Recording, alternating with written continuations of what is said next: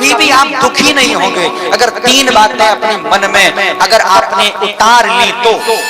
पहली बात, अगर कोई तुमसे बड़ा है धन में, बुद्धि में, ज्ञान में, वैभव में, ऐश्वर्य में, कीर्ति में, तो उसके वैभव, कीर्ति, यश को देख करके जलो मत, बल्कि यह कहो कि हमारे घर में, परिवार में, रिश्तेदार में, ग्राम में, समाज में, क्षेत्र में कोई ऐसा तो व्यक्ति है जो इतने अच्छे पद पर विराजमान है, इतना अच्छा कार्य कर रहा है, उसकी सराहना कीजिए, ना कि उसके द्वेष को ढूंढिए। ऐसा नहीं करना चाहिए। और अगर कोई व्यक्ति तुमसे छोटा है, उम्र में हो, ज्ञान में हो, बुद्धि में हो, बल में हो, पैसे में हो, तो उससे द्वेष न रखें, बल्कि उसके ऊपर दया बरसाएं, है ना। कोई तुमसे छोटा है, मदद के लिए आए तो उसकी जरूर मदद करिए। आप किसी की विवाह में जाएं, एक रईस महाराज, एक अमीर कि यहाँ विवाह में जाए, उसकी बेटी का विवाह हो, अगर महाराज अमीर की कन्या का विवाह हो और आप जाएंगे व्यवहार लिखाने के लिए, तो आप सोचेंगे इतना बड़ा आदमी है, अरे 1-2 हजार क्या लिखा है, 2-4-5 हजार लिखा है, अब समझ लेना। और किसी गरीब की यहाँ जाए, गरीब की कन्या के विवाह, आप सोचेंगे ये का दे पाएगा, 100-200 लिखा दो, 500 लिखा दो। लेकिन मेरा निवेदन आपसे यह है कि आप अमीर कन्या के विवाह में जाएं तो वहां शायद आप 100-200 500 लिखाएं, लेकिन गरीब के यहाँ जाएं तो जरूर ज्यादा लिखाएं। ये पुण्य होगा, ये लाभ होगा, इससे भारी पुण्य, इससे बड़ी अच्छी बात और कुछ नहीं हो सकती है। हाँ, तो जो हमसे छोटे हैं उन पर दया रखें। और तीसरी बात यह है कि जैसा भी, जो भी भगवान ने जहां तक जैसा दिया है उसमें ही संतोष रखें। हे प्रभु, तुमने जैसा दिया है उतना काफी है। आज मैं एक सूत्र बोल रहा हूं, हे महेवावासियों, एक सूत्र हमारे साथ बोलो। हाथ जोड़िए, हाथ जोड़िए और भगवान से प्रार्थना करो। एक सूत्र बोलो, बोलना है, तेज तेज बोलना है, आपकी आवाज हमारे तक आनी चाहिए। हे बिहारी जी, हे बिहारी जी, तूने मुझे जो दिया है, तूने मुझे जो दिया है, बहुत दिया है, बहुत दिया है, बहुत कुछ दिया है, बहुत कुछ दिया है। अगर तू इतना भी ना देता, इतना भी ना देता, तो मैं तेरा क्या कर लेता, क्या कर लेता। मन में विचार करिए, जो भी जितना दिया है भगवान ने, अगर ये ना देता वो परमात्मा, तुम क्या कर लेते? अंधा बना देता, लंगड़ा बना देता, बहरा बना देता, भूमिहीन हो जाते, माता ना होती, पिता ना होता, भाई ना होता, बंधु ना होता, घर ना होता, परिवार ना होता, क्या कर लेते आप उसका? जितना दिया है उतने में संतोष रखिए, कर्म करिए, आगे बढ़िए, अच्छी भावना रखिए महाराज अपने मन में। हाँ, और आज देखो उस ध्रुव को देख करके छोटे छोटे बालकों ने कहा, ये ध्रुव जी तुम ये बताओ तुम्हारे पिताजी का नाम क्या है? अब ध्रुव जी को पता नहीं था पिताजी का क्या नाम है, तो भागकर अपनी मैया सुनीति के पास गए, बोले मैया वो हमारे पिताजी का क्या नाम है? तो कहा यहाँ के जो राजा है उत्तानपाद वही तुम्हारे पिता हैं, किसी कारणवश हम यहाँ रह रहे हैं, आपके पिता यहाँ के राजा उत्तानपाद। भैया हमें पिताजी से मिलना है, हम चले जाएं? हाँ बिल्कुल चले जाना, सुबह जाना, स्नान करके जाना, तैयार होके जाना। आज वह बालक बड़ा प्रसन्न है, हम पिताजी से मिलने जा रहे हैं, हम पिताजी से मिलने जा रहे हैं। तैयार हुआ, छोटे छोटे हाथ हैं, छोटे छोटे पैर हैं, भागता हुआ जा रहा है। वो राजमहल में जैसे प्रवेश हुआ तो देखा क्या, उत्तानपाद अपने छोटे पुत्र उत्तम को गोदी में बिठाए खिला रहा है। आज यही भी भाग के गया और जो सिंहासन था ना उसके बगल से खड़ा हो गया, ऊंचा सिंहासन था, तो ऐसे हाथ हिला रहा था, हाथ दिखा रहा था, शायद पिता मुझे देख ले तो मुझे भी गोद में ले। उत्तानपाद ने जैसे गोद में लेना चाहा, आज महाराज इसकी छोटी पत्नी सुरुचि आ गई, हाथ झरोके से देख रही थी और भाग करके आई। नापत्सन बतेर दृष्टम भवान आरोढ़ मरिहती अग्रहीतो मया यतं वक्षावपि निर्वात्मजा। एक भागनी के पुत्र हाथ पकड़ करके ध्रुव जी का आज फेंक दिया आंगन में। लक्ष्मी के कुभाग्नि के पुत्र, तेरी इतनी हिम्मत, तू राजा की गोद में बैठेगा? अगर तुझे राजा की गोद में बैठने का इतना ही शौक है तो तपसा आराध्य पुरुषम वै, जाकर के पहले भगवान की तपस्या करो। तपसा आराध्य पुरुषम, और जब भगवान प्राप्त हो जाए तो उनसे कहना कि सुरुचि मैया के गर्भ से हमारा जन्म करा दो। वो जब तुम हमारे कोख से जन्म लेकर के आओगे तब तुम राजा की गोद में बैठने के अधिकारी हो। कितनी मूर्ख है ये सुरुचि। अरे जो भगवान को प्राप्त कर लेता है फिर वो यहाँ संसार में आता ही नहीं है। बेचारे के नेत्र से अश्रु निकलने लगे। भागा, वो भाग करके सुनीति मैया के पास में जाकर के हृदय से लग गया, रोने लगा। ओ मैया, ये भगवान कहाँ मिलता है? भगवान क्या होता है? क्या भगवान की तपस्या करी जाए तो भगवान मिल जाते हैं? हाँ, बिल्कुल मिल जाते हैं। आज ध्रुव जी महाराज के नेत्रों में अश्रु देखे सुनीति मां समझ गई कि शायद राज्य में इसका अपमान हुआ है। हृदय से लगा लिया, वो हृदय से लगा करके पता है कहाँ ले गई? आप लोग अनुमान नहीं लगा सकते। अगर आज की कोई मैया होती, उसके बालक का अपमान होता तो हाथ पकड़ करके राजसभा में ले जाती और भरी समाज में कहती कि अगर तेरा पुत्र उत्तम है तो तुम्हारा पुत्र यह ध्रुव भी है, जितना अधिकार उत्तम का है उतना ध्रुव का भी है। लेकिन नहीं, उसने अपने बालक के हृदय में ईर्ष्या, मोह, तृष्णा, विकार, क्रोध के बीज नहीं बोए। उसने वो सिखाया, वहां तक पहुंचाया जहां तक कोई व्यक्ति नहीं पहुंच सकता। वो राजा के पास लड़ने के लिए नहीं गई, उसने हाथ पकड़ा और बिहारी जी के सिंहासन के पास ले आई। बेटा, वो गद्दी की ओर, वो राजपाट की ओर मत देख। अगर तुझे प्राप्त करना है तो परमेश्वर को प्राप्त कर ले, इनकी गद्दी को प्राप्त कर ले, पर संसार की गद्दी की कोई आवश्यकता नहीं रहेगी, कोई आवश्यकता नहीं रहेगी। छोटा सा ध्रुव चल पड़ा, चला जा रहा है। नारद बाबा मिल गए। ए बालक, कहाँ जा रहा है? अरे तपस्या करने। जंगल में बड़े बड़े शेर, भालू, चीता मिलेंगे, खा जाएंगे, समाप्त हो जाओगे, लौट जाओ, लौट जाओ।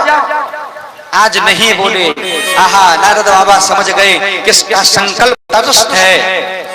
ए ध्रुव, तुमने गुरु बनाए हैं? गुरु नहीं, हमने दीक्षा नहीं ली है। अगर दीक्षा नहीं ली है तो भगवान नहीं मिलेंगे। इसलिए जीवन में गुरु का होना बहुत आवश्यक है।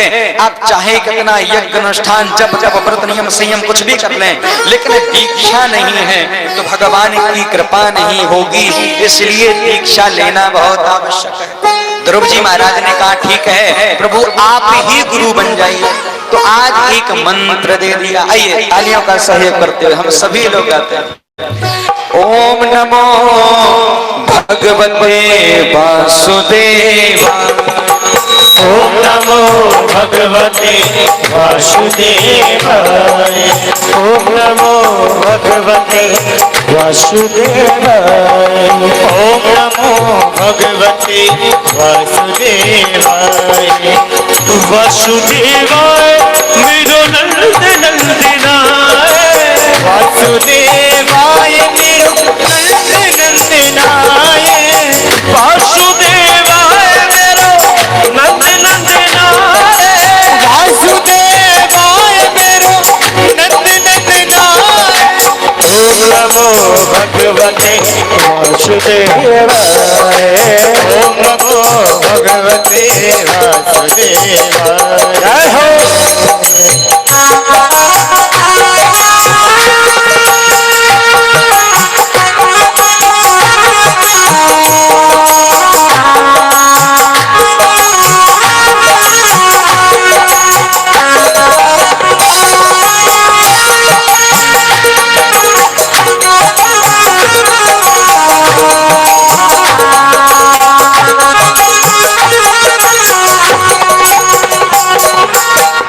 वासुदेवाय नंदनंदनाय वासुदेवाय नंदनंदनाय वासुदेवाय नंदनंदनाय वासुदेवाय मेरु नंदनंदनाय ओम नमो नमो नमो नमो नमो वासुदेवाय ओम नमो भगवते वासुदेवाय ओम नमो भगवते वासुदेवाय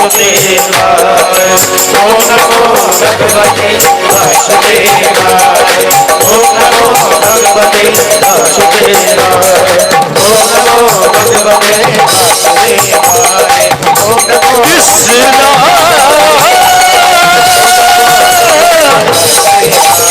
ओम नमो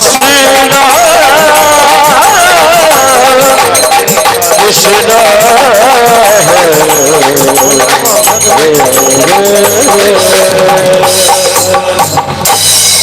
ओम नमो भगवते वासुदेवाय। इस मंत्र को महाराज ने लिया। आज महाराज यमुना नदी के किनारे आ गए। कैसे तपस्या कर रहे हैं सुन लो। तीन दिन का व्रत रहते हैं। तिरात्रांते कपटवदरासन। तीन दिन का व्रत। व्रत कैसा है कि एक दिन कैथा या बेर खा लेते, एक दिन वो 3 दिन तक कुछ नहीं खाते, निरंतर ओम नमो भगवते वासुदेवाय जपते रहते हैं। ऐसा क्रम 1 महीने तक किया। दूसरा महीना जैसे प्रारंभ हुआ, द्वितीयं चातुर्मासं खष्टे खष्टे अर्भकोदिने। दूसरे महीने में 6 दिन का व्रत करते हैं। खाते क्या है? एक दिन तिनका या पत्ता, किसी का भी, किसी वृक्ष का पत्ता या तिनके उठा करके खा लेते हैं, फिर 6 दिन तक नहीं खाते। ऐसा क्रम दूसरे महीने में किया। तीसरा महीना प्रारंभ हुआ, तृतीयं ज्ञानेनमासं नवमे हनि। तीसरा महीना प्रारंभ हुआ तो 9 दिन का व्रत करते हैं। एक दिन केवल जल पी लेते हैं, एक दिन जल पीते हैं, फिर 9 दिन तक महाराज ना कुछ खाते, ना पीते, ना जल पीते, कुछ भी नहीं। चौथा महीना प्रारंभ हुआ, चतुर्थम अपि वैवासं द्वादशे हनि। चौथे महीने में 12 दिन का व्रत करते। एक बार श्वास लेते, 12 दिन में एक बार, 12 दिन में एक बार श्वास लेते और फिर 12 दिन के बाद वो श्वास छोड़ते। निरंतर मन में ओम नमो भगवते वासुदेवाय जपते रहते। चौथा महीना ऐसे गुजरा और 5वें महीने में तो गजब हो गया। आज महाराज प्राणायाम के द्वारा अपने श्वास को ब्रह्मांड के भ्रकुट के मध्य स्थल में स्थित कर लिया। मानो अनल बतल महतल धरातल सतल पातल भूतल भू वाजरा स्वात्मा आदि सभी लोगों की वायु समाप्त हो गई हो, सब स्तब्ध हो गया हो। जितने लोग थे, नर नारी किन्नर गंधर्व पुरुष देवता राक्षस, सबकी श्वासें ही रुक गई। ध्रुव जी महाराज की श्वास उन्होंने बंद करने, सारे देवता घबराए भागे। विष्णु भगवान के पास आए, प्रभु जल्द से दर्शन दो अपने भक्त को। सबकी श्वासें ही रुक गई हैं। तो कितना बड़ा भक्त है? अरे बिल्कुल छोटा सा है, 5 वर्ष का है।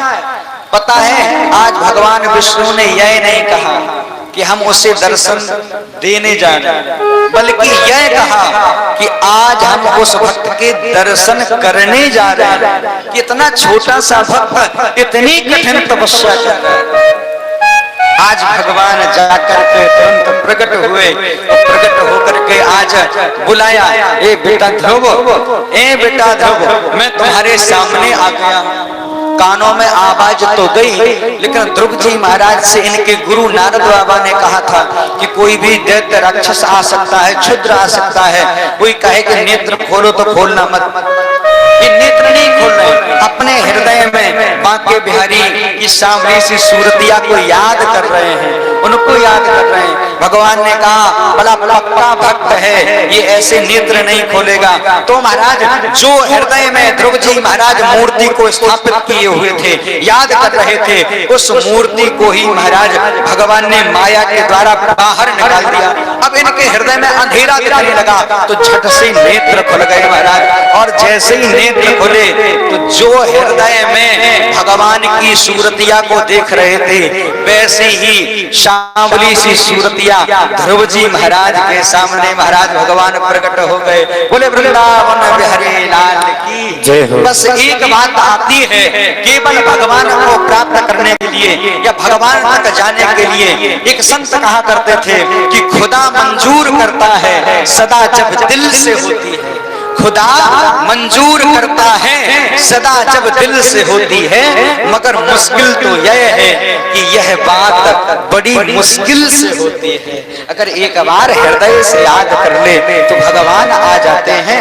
अभी तक कहीं पढ़ाई नहीं करी है तो कुछ बोल नहीं पा रहे हैं, तो भगवान ने उनके गाल में शंख लगा दिया, सारी विद्याएं प्रकट हो गई मस्तक में। प्रार्थना करिए, प्रभु कृपा करिए, मांग लो। भगवान ने कहा मांग लीजिए।